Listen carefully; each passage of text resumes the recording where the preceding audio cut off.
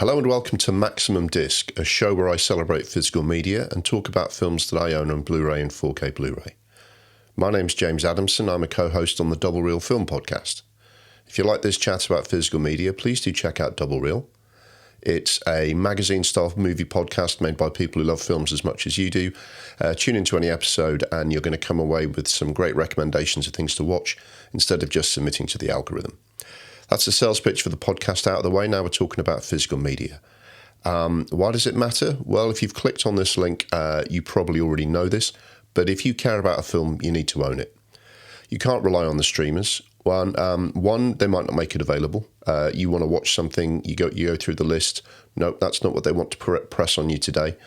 If it is available, it may well not be the proper version, the director's cut, the special edition that makes it work. And it certainly isn't going to look and sound its best in a compressed internet file instead of on a disc on your shelf. So hopefully you're a convert to that already. Each episode on here on Maximum Disc, I talk about one film that I own. I pick it off the shelf, I watch it, I talk about it. I do talk about the sound and video because people want to know if it's a good transfer. Is it as good as the as the original kind of film in the cinema that blew you away? Not the most technical, but I'll give you the best rundown of that I can. I'll talk about my relationship to the film, how I came to care about it and eventually want to own it. And then when we round it up at the end, one of the things I'll talk about is whether this is an essential purchase. That's only my opinion, but if you're thinking about whether you want to add this to your collection, I'll give you my 2 pence and you can. It'll help you make your mind up. So today we're talking about Die Hard on Blu-ray, not 4K by the way, just Blu-ray. And this came out in 1988, directed by John McTiernan.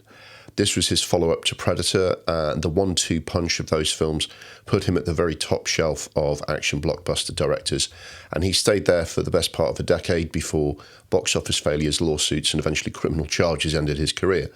Those charges seem quite minor and petty now compared to everything that's happened since the Harvey Weinstein Me Too revelations.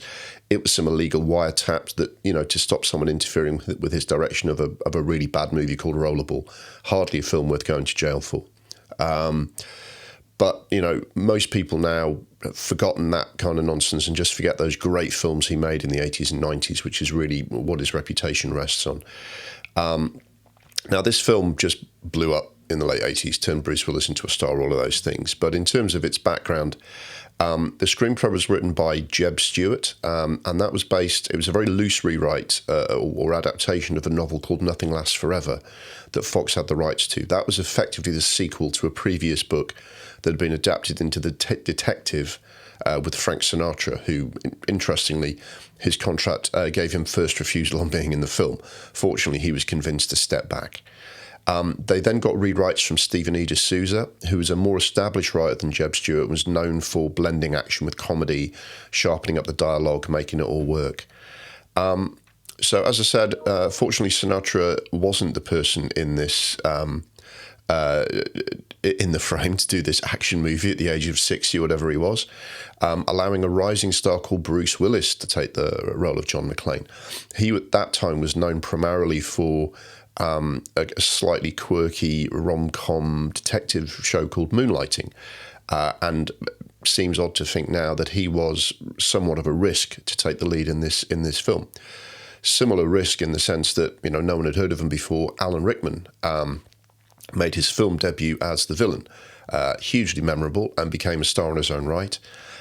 Also, Bonnie Bedelia plays his estranged wife. The rest of the cast includes Paul Gleason, who you remember from Trading Places and The Breakfast Club, William Atherton, who was in a bunch of things. He was the Grim Reaper in the Bill and Ted films, and Robert Darby. And, these are the people you'd recognise if you remember the 80s, put it that way. The rest of the actors in this movie will always be known as, hey, look, it's Thingamy-Bob off Die Hard, but they're all really very well cast for the parts that they've been given in the movie. The rest is history. Die Hard is Die Hard, The cinematography is by Jan de Bont. Now, he went on to carve a niche of his own as a director with some memorable action films like Speed and Twister in the 90s. Speed, taking Keanu Reeves to the next level, and Twister sort of pretty much cementing the special effects blockbuster. Prior to that, he was a pretty strong and in-demand director of photography. He worked for people like Paul Verhoeven and other Dutch compatriots, Ridley Scott, Joel Schumacher, Richard Donner, and various others. The usual large sound team took part, especially for a film with all the technical demands of an action blockbuster. The ones named in award nominations were Don J. Bassman, Kevin F. Cleary, Richard Overton, and Al Overton Jr. I'm not sure if those two are related. The score is by the late, great Michael Kamen, who really dominated film music in the 80s and 90s before he was taken away from us by a long illness. His scores for the Die Hard and Lethal Weapon series became the default template for blockbuster cinema, so much so that he got hired for a Bond film in 1989 when they were trying to stay with the times. The orchestral sort of rousing chords that he would throw in, combined with a saxophone or guitar sting when something dramatic happens, it was everywhere for 10 years. I mean, The Simpsons parodied it. He just rewrote the book, really. His credits are too many and too diverse to name, but if you haven't already done so, check out some of his more unexpected work, like on Terry Gilliam's Brazil, some really great symphonic work he did for Mr. Holland's Opus, Highlander. I know it's Highlander, but his collaborations with Queen for that film are really interesting as well. Outside of film, he worked with this amazing range of bands and artists in popular music like Metallica, Kate Bush, Eurythmics, and a favourite of mine, Queensryche's progressive metal concept album Operation Mindcrime. So that's Michael Kamen. He's actually quite a big part of this movie. His score makes a big difference, so I wanted to give him some airtime. I confess that I've never thought about Die Hard in terms of cinematography and sound and technical stuff before I decided to do it for this show, and started looking it up, reading up and writing notes. And I think that's just because I was a kid when this film came out, and it just became this huge blockbuster entertainment, how it changed action films, how it turned Bruce Willis into this new kind of action hero, all of those things. So it was really interesting to look at the actually quite impressive technical details of this movie, almost for the first time, because it's always just been Die Hard for me. In terms of awards and nominations, looking this up was quite interesting as well. Again, I hadn't paid attention. Did Die Hard win any Oscars? Who cares, right? But despite some initial mixed reviews, some people weren't keen, it ended up being a big hit and picked up a bunch of Oscar nominations for technical categories: sound and sound effects editing, visual effects, and best editing. And if you watch the movie, you can see why, because this movie is a Swiss watch, okay? It's really, really technically so strong, so it's no surprise that it won those awards. It had various other wins and nominations here and there, a BMI Film Music Award, or whatever that is, for Michael Kamen. Any award he wins for this movie is well-deserved. It also won awards for Best Foreign Film in Germany and Japan. Not the sort of, when we think of Best Foreign Film, you normally think of something more arty than this. And I guess, given there are German and Japanese characters in a certain action blockbuster context, it's kind of interesting that those are the countries that gave it Best Foreign Film. But there you go. Those are the awards for Die Hard. It did win some awards, you know. Quick summary of what the film is about. Well, duh. It's become an absolute... everyone knows what this film's about, but Bruce Willis is the New York cop who's come to LA to visit. I didn't even need to write any notes for this. I just know it off by heart. Bruce Willis is the New York cop who's come to LA on the plane for Christmas to visit his wife. Their relationship is strange because she got a job opportunity in LA and he didn't go straight away. Maybe thought he would never have to. It's affected that family life. He's had to travel to LA now to go to Christmas and try, a Christmas party at work, try and repair his relationship with his wife. He finds himself on the 30th floor of the soon-to-be-completed, another great action movie trope, Nakatomi Building, which they used Century City as a location for in LA. And it's the usual big corporate do where he feels like a complete fish out of water. While he's there, a group of highly skilled European, what appear to be terrorists, take over the floor, take hostages, shoot someone. They're there to actually take a huge amount of money out the vault, but they're going to contend with the FBI. They're a huge threat. Alan Rickman is the villainous sort of leader of the terrorists. Bruce Willis happens to be in the bathroom when they turn up, hides in the building, fights back. And I don't need to tell you anymore. It was a good idea when it came out. It is now such a strong action template. It's Die Hard. What's the story? It's Die Hard. In terms of my background with the film, this is interesting because the mid to late 80s weren't a brilliant time for me for watching films. I wasn't always even in the country, and the bits of the country that I was in sometimes didn't even have a cinema, or not one very close. It was rated 18, so I was too young to go and see it legally. I could sneak in, but I don't remember this getting a lot of marketing to make me go, I must go and watch Die Hard. And like a lot of films, it was kind of, I'll wait for the video. But it was all over home viewing, and I very soon caught up with it. Not only did I watch it, and you went to someone's house, they were watching it. It was one of those movies. And it blew me away, same as everyone else. I thought it was kind of cool the way it wasn't afraid just to take a little bit of time to set up the story. I love the new kind of action hero Bruce Willis represented. He's not invincible. He's not, I mean, he's in good nick, but he's not this, oiled, muscle-bound like Hulk, like Arnie and Rambo. And he's much more kind of relatable and sort of this kind of blue-collar hero, And it also sort of really took to a new level, that flying glass, hard-edged action blockbuster, which it took Lethal Weapon and raised it and doubled it. And Lethal Weapon had been upping the ante, a year before. This really took us up to somewhere new. Whole buildings explode, glass flies everywhere, explosions, everything. The sound effects when people fire a gun or punch people, it was just everything. Obviously, it revolutionised action cinema overnight. I thought what was interesting is when they were pitching the film, as always, you're always using other films a little bit to provide a reference point for what you're trying to do. And they said, it's going to be kind of like Rambo at a Christmas party in a skyscraper. As soon as this film came out and completely rewrote the book on action movies, it became the reference point for every other action film, which would pitch itself as Die Hard on a blank, on a cliff, on a train, on a ship, doesn't matter. That's what you have. So this film is absolutely in the water now. It's the way, it changed movies the way Casablanca changed movies. Really, it's as big as that. Over the years, I've watched this film any number of times. It's on TV, channel hopping. Oh, Die Hard's on, I'll watch that. Rented it a few times back in the day. It's on streaming services. You can watch it every time. It's become a perennial film for me to watch at Christmas because there are a lot of people that consider it a Christmas movie. It's probably only in relatively recent times that I got it on Blu Ray. And I think that's because I went, it's always on, it's always available. And I remember having a conversation with someone lately saying, I'm into physical media and I do this little show. And they said, well, can't you just watch everything on Netflix now? And I had to be polite and say, well, no, you can't. And thinking about that, I just thought, well, why don't I own one of my all-time favourite action films on Blu Ray? I bet it sounds and looks great. I've got to own this. So went and bought it. It's pretty cheap nowadays buying it. So it was pretty easy to get hold of and put on my shelf. So to talk about the disc, this is a fairly standard single disc edition of Blu-ray that came out in 2007, I found out. It wasn't given the works, as it were. It's not a collector's edition or anything like that.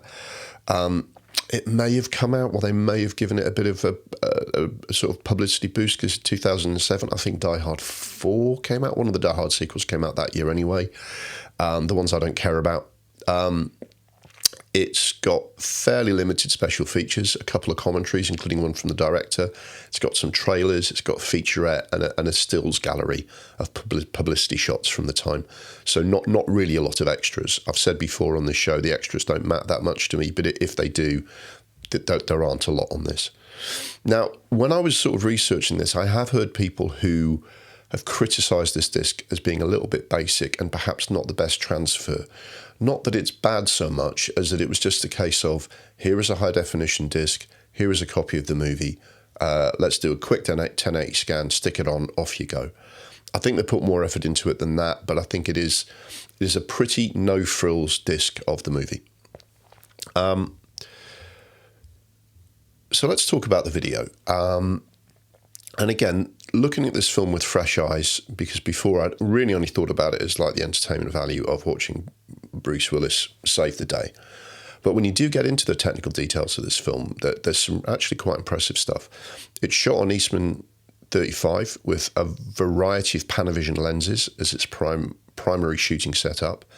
And doing this show, I'm finding out that a lot of my favourite films use Panavision on film. especially from back in the day. It also used some Carl Zeiss 50mm lenses, which I understand are really good for low light filming, given how much of this film is shot at night or in the dark. And it used 65mm film for the visual effects, which is also something that was very common on relatively big budget films before the advent of CGI. In terms of the video, I mean, it starts really well. You get this really nice sunset shot because it's kind of early evening when the plane lands. He's driving in the limo and you can feel like dusk sort of coming in over Los Angeles, a lot of kind of soft red light glinting off buildings, you know, and you know, the glass skyscrapers. You've got night scenes which require, you know, good shooting. Office lighting has never looked so good. Office lights wherever I've worked have never been as flattering as this, but it's got this kind of very gentle glow. I think Jan de Bont's put a lot of effort into the cinematography. I will say that the film looks good. The film looks like it looked whenever I watched it before, but on good quality, good HD quality. I didn't see it on film when it came out. I only started seeing these films at the cinema from Die Hard 2 onwards. It's really solidly done. I think the original quality of the video was really good because they shot it on a very high quality source. Jan de Bont shot it very well. But in terms of the video, it's shot at night, but you can always see what's going on. The resolution is really good. The sweat, the blood, the explosions, it all comes across really well. Honestly, some of the explosions and visual in-camera visual effects from the 1980s don't always hold up so well. But, you know, fire in a skyscraper, that's something Hollywood's very practiced in. This looks great. I think primarily it looks great because the original source was a really strong one. But this film is I think, a perfectly solid transfer of a very good-looking film. And again, I haven't always thought about whether it's a good-looking film, but it is. I mean, it's really well composed by McTiernan, and you have helicopters, you have skyscrapers, you have glittering buildings, you have fire, you have all sorts of things. And in Panavision, you've got a big frame, and it looks really good. So the sound, similarly, again, the technical specifications for this film are really good. They used 6-track 70mm audio, which means that when they were blowing up the Panavision, they did it with a really big piece of film. So they left lots of room for a good solid sound. That's been reproduced on a DTS MA51 mix, which is, again, it's 2007. It's not the latest up to the minute. But I've said before, most Blu Ray sound mixes are pretty good these days. I think this benefits from the really strong technical specs of the original film. That's a really good audio source, that is. 6 tracks on 70mm film gives you plenty of room to record good audio. And you get a really good reproduction of gunshots, explosions, helicopters, all of that stuff. You know, footsteps on a metal, you know, ladder and all of those things. It's all really nice and really crisp. The dialogue is never lost. The clarity is just about perfect. It lacks a little bit of oomph. I mean, I think it's got a really nice surround, actually, of, you know, you've got gunshots coming over one side, you've got a helicopter coming in, you've got stuff happening in the distance, you've got stuff happening right in front of your nose. But it doesn't quite have the full atmos. It's not quite a Christopher Nolan sound mix. And I know that's controversial, but if your sound is right, Christopher Nolan's films have got real sort of, you know, real twist your guts open, you know, gut-busting sound. It's not got that, but it's a nice, solid sound mix of a really good original film. So what I'm finding sometimes with movies like this is that the craftsmanship of the original film is so good that if you do a decent Blu-ray transfer, you'll get a good-looking, good-sounding film, and that's what you get here. They haven't done the full... I don't think they did any kind of full restoration, and even on Blu-ray in 2007, you could have got yourself a 2K digital intermediate to really sort of restore it. I don't think it needed restoring, though. I think the negative's been kept in good condition, and they did a good transfer of it. Overall, look, this movie is part of my life, you know. Die Hard was so good that I, you know, was absolutely determined to go and see Die Hard 2 when it came out, which isn't as good, but I enjoyed it. You know, it launched a franchise which I thought was going to even better places with Die Hard 3, but don't bother with any of the films after that. But nowadays, it's the yardstick by which so many other, you know, action films are measured. It's the best example of that kind of late 80s, early 90s time when your big action blockbusters could actually have blood and swear words and a bit of nudity in it. Sadly lost today. It's really good. It's great. It's Die Hard. Bruce Willis is as good as it gets. He says, yippee-ki-yay, motherfucker, and what more do you want? You know, Alan Rickman says, shoot the glass. You asked for miracles, Theo. I give you the FBI. I could quote this film line by line. Love it. Probably best for me to watch it on my own so I don't bore and annoy my loved ones. It's a great movie. Fantastic movie. So I'm glad I've got this on disc. Is it an essential purchase? So...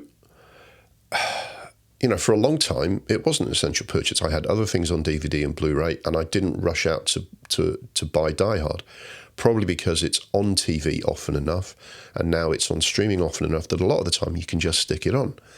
And I do belong to that generation of people that likes to channel hop, see that something's on and watch it. I might even have missed the first 10 minutes, you know, and the disc is sitting on my shelf, and I could go and get that. But there's something comforting about watching it on TV. However, once a year, when Christmas is coming, it is a ritual of mine. Get this disc, put it on, you know, put it on the good telly and the good sound system, and really, really watch this the way it's intended. So for me, it is. I do know out there a lot of people who just like an action movie who might well survive on the other ways to watch it. But I think if you care about physical media, you should buy a copy of Die Hard. Now, the 4K is out now, so I'm monitoring reactions to that. I have the normal Blu Ray. I'm not rushing out to buy a 4K of Die Hard. If you don't already own a copy of this, I would go for the 4K. As I understand it, it's roughly the same special features as this, but it's in 4K. The quality of the source is so good that I bet the 4K is decent. One of these days I will buy it. On 4K, I'm sure. The 40th anniversary of the film is only a couple of years away now, and that might be a time when we get a full, real, you know, restored, Atmos, powered up version of this movie. So I'm glad I own a copy of this. I would find it understandable if people said they might wait a year or two to see what other versions of this movie come out. So is it an essential purchase? Kind of. Is it a Christmas film? Look, that's not for me to say. Nothing that anyone says will stop the debate on that raging. But I watch it every Christmas, that's all I can tell you. And his wife's called Holly. So that's Die Hard. I hope you enjoyed this review. I certainly enjoyed talking to you about it. Once again, if you enjoyed the show, please do check out Double Reel. Check out our other episodes as well. But ways to find the Double Reel podcast and our socials will be on the screen in a moment. And I hope to see you next time for more physical media chat right here on Maximum Disc. The Maximum Disc YouTube channel is brought to you by Double Reel, the monthly magazine podcast for the discerning film nerd. If you like our celebration of physical media, please check out the podcast for more chat about the films we love and hate.